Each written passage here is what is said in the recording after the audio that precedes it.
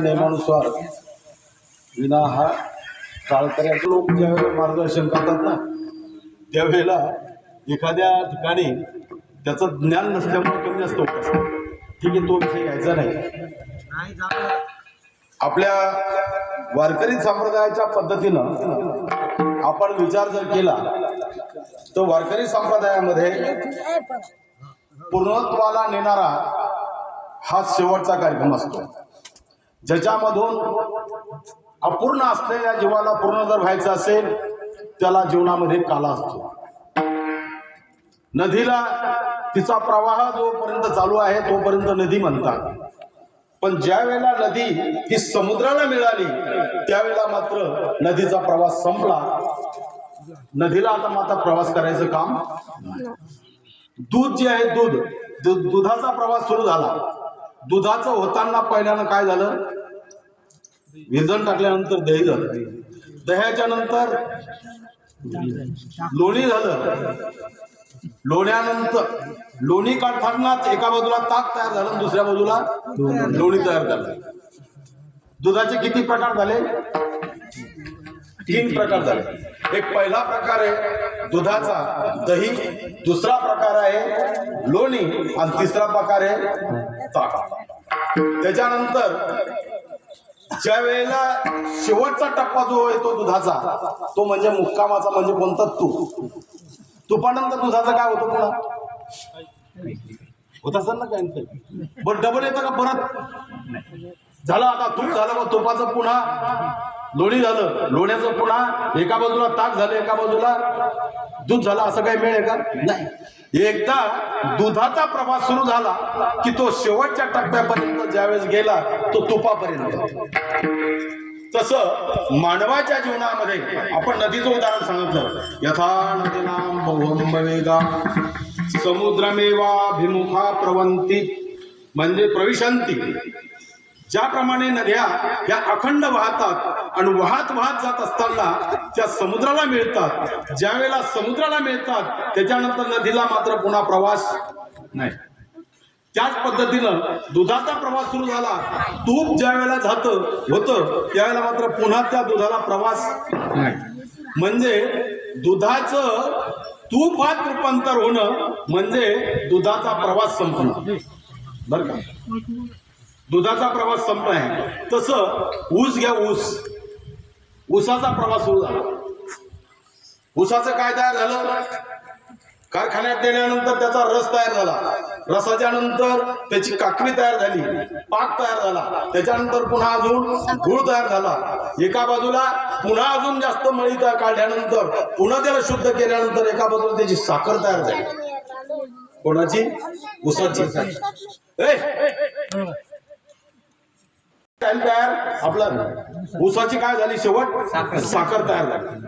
आता ज्याप्रमाणे दुधाचं तूप शेवट झाला, ज्याप्रमाणे नदीचा शेवट समुद्रामध्ये झाला, त्याचप्रमाणे ऊसाची साखर तयार झाली. आता साखर तयार झाल्यानंतर पुन्हा ऊस होईल का? का नाही होणार? व्हायला पाहिजे. असं पाहिलं का आपण की बा साखर पेरीन ऊस उगवला? नाही. ऊस पेरल्यानंतर साखर उगवल, परंतु मात्र ऊसाची साखर झाली म्हणजे ऊसाचा शेवटचा टप्पा संपला, त्याचा प्रवास संपला. गाड्यावर नेला, ट्रॅक्टरवर नेला, ट्रकमध्ये नेला, कारखान्यात नेऊन घातल्याबरोबर कारखाना सुरू झाला आणि एका बाजूला साखर तयार झाली.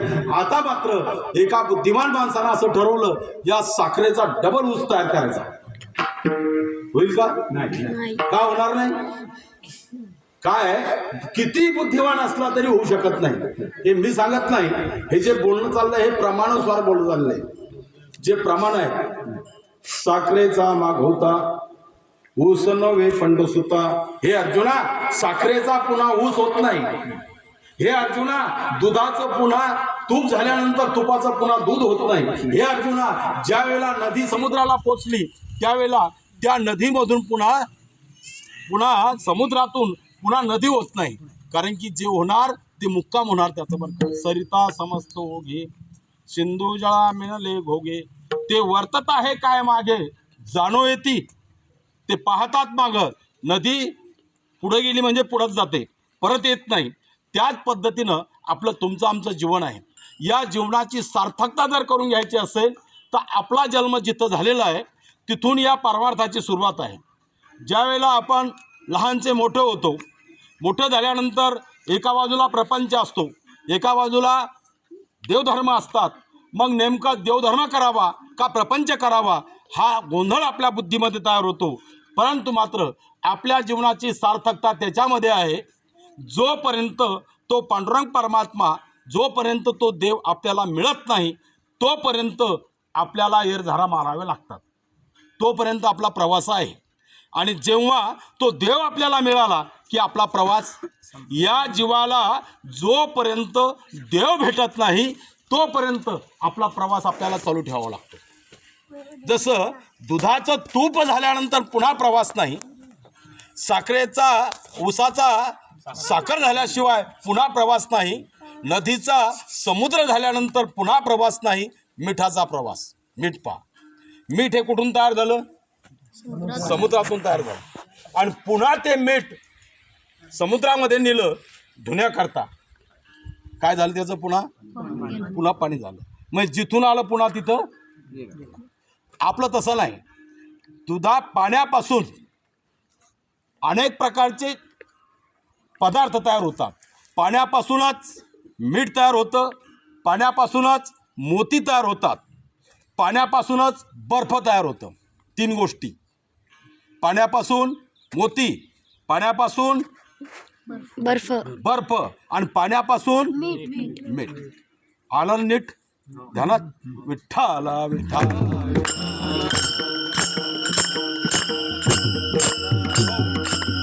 या पाण्यापासून होणारे पदार्थ 3 आहेत, पण त्याच्यामध्ये मीठ आणि बर्फ जास्त तापमान झाल्यानंतर बर्फ हे वितळून जातं, ते पुन्हा पाणीरूप होऊ शकतं. त्याचप्रमाणे हा जो आहे मिठाचा खडा, मीठ जे आहे, हे मीठ जर पाण्यात टाकलं तर विरघळू शकतं. पण मोती असे आहेत, ते पाण्यामध्ये जरी टाकले तरी विरघळत नाही. मग त्या मोत्याचं पाणी कधी होईल? मोती म्हणजे मुक्त, बरं का. मोती हा पाण्यापासूनच तयार झालेला आहे.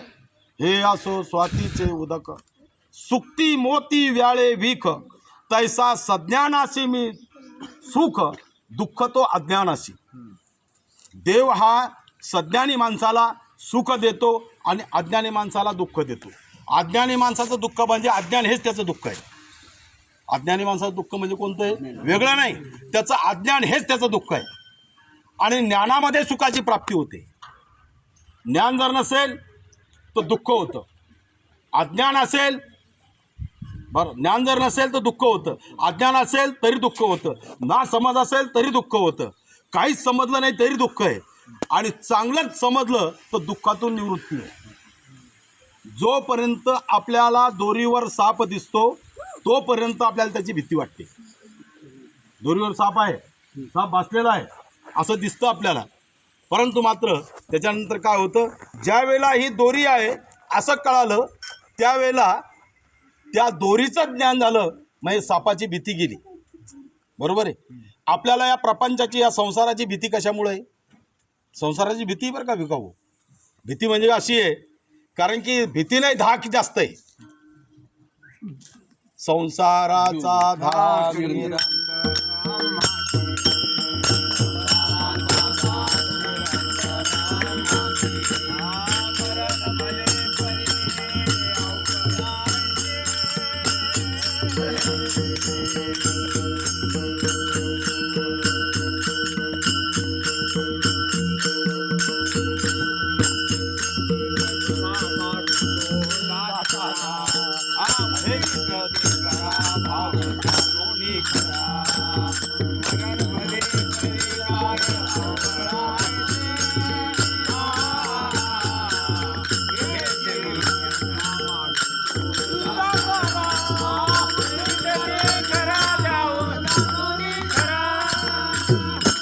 संसाराचा धाक निरंतर आम्हासी, मरण भले परी काय अवकाळा ऐसी. आपल्या अवकाळा आहेत का मरण आहे? मरण नाही, कारण मरण अजून बरंच लांब आहे. ते मरणाच्या अगोदर जे असतात त्याला काय म्हणतात? अवकाळा. काहीच्या नुसत्या कळा चालू आहेत आणि काहीच्या अवकाळा चालू आहेत बरं का. अवकाळा वेगळा आणि कळा वेगळा. आता कळा ज्यांच्या अंगी आहेत त्यांचं त्यांनाच माहिती आहे. पांढरनाचे पाय मागं पुढ त्या कळा चालू आहेत बरं का. आणि चालताना अवकाळा, बसल्यावर कळा. म्हणजे अशा प्रकारचा संसार जसा आहे की तो आपल्या संसार म्हणजे घर दार बायका मुलं याला संसार म्हणत नाहीत. चांगलं ध्यानात ठेवा.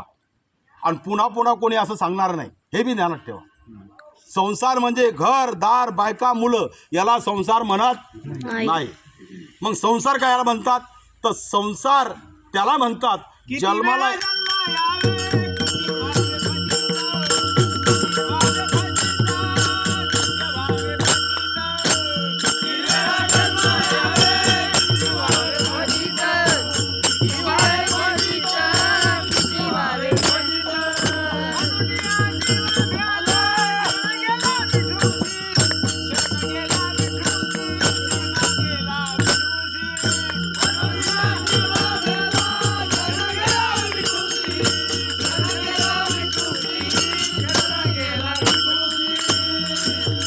जन्माला येणं आणि मरणं याला म्हणतात संसार. चांगलं ध्यानात ठेवा. रामभाऊ आलं ध्यानात. काय? जन्माला येणं आणि मरणं याला म्हणतात संसार. प्रपंच वेगळा. तुम्ही आम्ही जो करतो त्याला प्रपंच म्हणतात. तुम्ही आम्ही जो करतो त्याला काय म्हणतात? प्रपंच म्हणतात. आणि प्रपंचामध्ये एकाचे 2, 2चे 4, 4चे 8, 25, 50 जे होतील ते याला प्रपंच म्हणतात. आणि संसार म्हणजे जन्माला येणं आणि पुन्हा पुनरपी मरण, पुनरपी जननम, पुनरपी मरणम, पुनरपी जननी जठरे शयनम इह संसारे याला काय म्हणतात? संसार म्हणतात. आगा उपजने आणि नेमणे ज्ञानोबा राय सांगतात. आगा उपजने आणि नेमणे हे साचची जे का मानणे त्या म्हणे संसारू